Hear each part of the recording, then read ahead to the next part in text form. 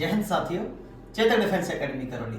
भाई आज ट्रेनिंग आदि करके ट्रेनिंग से छुट्टी लेके आया है और आज हमारे एकेडमी में आया है।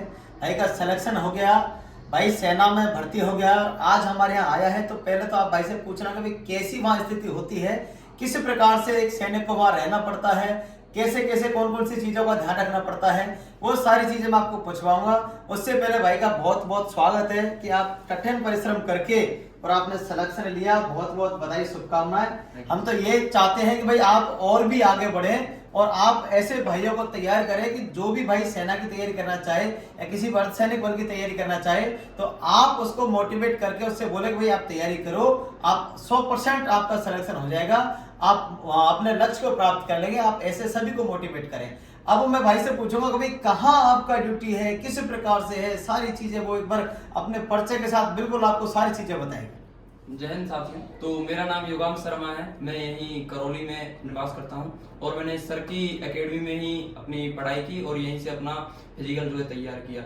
और अभी मिड टर्म में मैं आया हूं, एसएससी जीडी सीआरपीएफ के थ्रू मेरा सिलेक्शन हुआ था और मिड टर्म में मैं आया हूं 15 दिनों के लिए। तो सबसे पहले मैं सर के पास ही आया हूं और मैं अभी केरल पेरिंगम जो ट्रेनिंग सेंटर है आरटीसी, वहाँ मेरी अभी ट्रेनिंग चल रही है। और बात बताऊं तो आरटीसी पेरिंगम से अच्छा ट्रेनिंग सेंटर इस देश में नहीं है। और विशेषकर बात करें सीआरपीएफ और किसी भी अर्धसैनिक बल में आप यदि तैयारी कर रहे हो तो आप बिल्कुल दिमाग में ये चीज नहीं लाएं कि बहुत ज्यादा कठिन समस्याएं होंगी या फिर खाने से, पीने से, रहने से किसी भी तरह से आपको ऐसा नहीं लगेगा कि आप घर से दूर हैं। आपको चाहे अपने साथियों को ले लें, चाहे आप वहाँ के इंस्ट्रक्टर का व्यवहार ले लें, सारी चीजें नेक्स्ट लेवल की होती हैं। आप सभी को मैं यही बोलूंगा कि ज्यादा से ज्यादा अपने लक्ष्य के प्रति सतर्क रहें।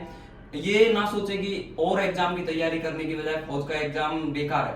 तो क्योंकि बहुत अंतर है भाई, फौज की लाइफ बहुत ही अलग लाइफ है। आपको यदि सच्ची देशभक्ति है फौज में आपको अच्छी लाइफ मिल पाएगी। मैं ये खुद ने फील किया है। जैसा घर पे रहता था वहां से बहुत अलग टाइम टेबल है। सुबह 4 बजे उठते हैं, रात में 9 बजे तक बिजी रहते हैं। वही चीज जब घर पे थी तो 8-10 घंटे तक सोते थे, वहां पे हम वही 5 से 6 घंटे सो पाते हैं।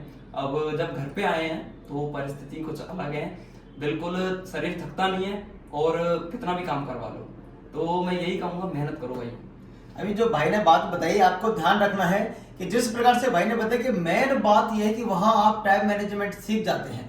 फौज में क्या होता है, आपको टाइम मैनेजमेंट सिखाया जाता है। कोई भी सेना हो, अर्धसैनिक बल हो, वहां आपको टाइम मैनेजमेंट सिखाया जाता है। सुबह के टाइम पे आपको क्या करना है, शाम के टाइम पे आपको क्या करना है, दोपहर में आपको क्या करना है। आपको लेट नहीं होना। अगर आपको 5 बजे कोई टास्क दिया था, आपको 5 बजे वो पूरा करना है या 5 बजे वहां आपको पहुंचना है। यहाँ हम क्या करते हैं कि भाई 2-4 घंटे, 5 घंटे, 10 घंटे फोन में निकाल देते हैं। तो इस प्रकार की चीजों से आपको बचना है, टाइम मैनेजमेंट सीखना है। और चीज रही, मैं आपको बता देता हूँ, सीधा ही गवर्नमेंट जॉब लगते हैं, आपका कद बढ़ जाता है। मैं आपको बता देता हूँ, जिस प्रकार से आप तैयारी करते हैं उस प्रकार पे आपका मन कुछ और होता है, आपकी सोच कुछ और होती है और लोगों की सोच और आपके प्रति कुछ और होती है।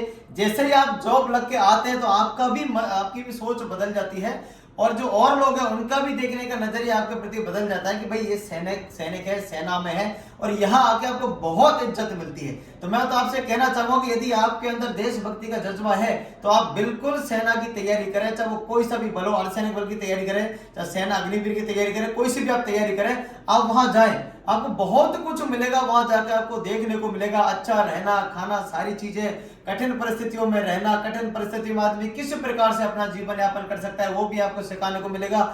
अगर पानी ना हो तो किस प्रकार से आदमी अपना जीवन यापन करे, भोजन ना हो तो कैसे आदमी को वहां रहना पड़े, विकट परिस्थितियों में किस प्रकार से दुश्मन से लड़के अपने देश को सुरक्षित रखे, अपने नागरिकों को किस प्रकार से सुरक्षा अपन पहुंचा सके, इस प्रकार की सारी चीजें आपको वहां सिखाई जाएंगी। और एक चीज मैं आपको बता देता हूँ कि भाई एकेडमी के बारे में भाई से पूछना चाहूंगा कि फिजिकल की तैयारी आपको कैसी लगी, ईमानदारी से आप बताएं। दोस्तों, फिजिकल की तैयारी में बताऊं कि राजस्थान में तो ऐसा ट्रेनिंग सेंटर, ऐसा इंस्टीट्यूट में बोलूं नहीं होगा। फिजिकल मतलब इतने अच्छे तरीके से और इतनी स्टार्टिंग से कराया जाता है। चाहे आप अभी स्टार्टिंग ही करने वाले हो, चाहे आपका वेट बहुत ज्यादा है या फिर आपकी मतलब आपको लग रहा है कि मैं नहीं कर पाऊंगा, वो सब चीज आपको संभव हो जाएगी। आप करौली में चेतक डिफेंस एकेडमी जरूर आए। मैं आप सभी को बोल रहा हूँ, चाहे पढ़ाई से ले लो, चाहे अपने फिजिकल से ले लो, चाहे मेडिकल से ले लो, हर तरह की फैसिलिटी सर के पास उपलब्ध है। तो आप बिल्कुल निश्चिंत होकर, यदि आपको बस आपने ठान लिया कि हाँ मेरे को सिलेक्शन लेना है, तो आप सीधा संपर्क करें सर से, कोई दिक्कत नहीं होगी आपको, इसका प्रमाण मैं खुद हूँ। तो ये भाई ने बताया। और एक चीज हमारे और कई सेम है जो सेना में भी है, हमारे यहाँ भी सेम है। मैं आपको बताना चाहूंगा कि भाई हमारे यहाँ रहने की व्यवस्था है, प्रत्येक बच्चे को बेड है, गद्दा है, तकिया है, लॉकर है। सेम यही व्यवस्था वहां होती है भाई, यही व्यवस्था होती है क्या? बिल्कुल, कोई एक लॉकर होता है, एक बेड होता है, सारे लड़के साथ में रहते हैं एक रूम में। ऐसा ना सोचे कि भाई मैं तो अलग पर्सनल रहूंगा, क्वार्टर में लगा, ऐसा कुछ नहीं है। आपको सबके साथ एडजस्ट होना पड़ता है। वही चीजें, वही की वही फैसिलिटी यहाँ पे है। वो चीज हम आपको सिखाते हैं, यहाँ आपको सबके साथ एडजस्ट होकर चलना है, तो वहां भी आप सबके साथ एडजस्ट हो जाओगे, आपको किसी प्रकार की कोई समस्या नहीं आएगी।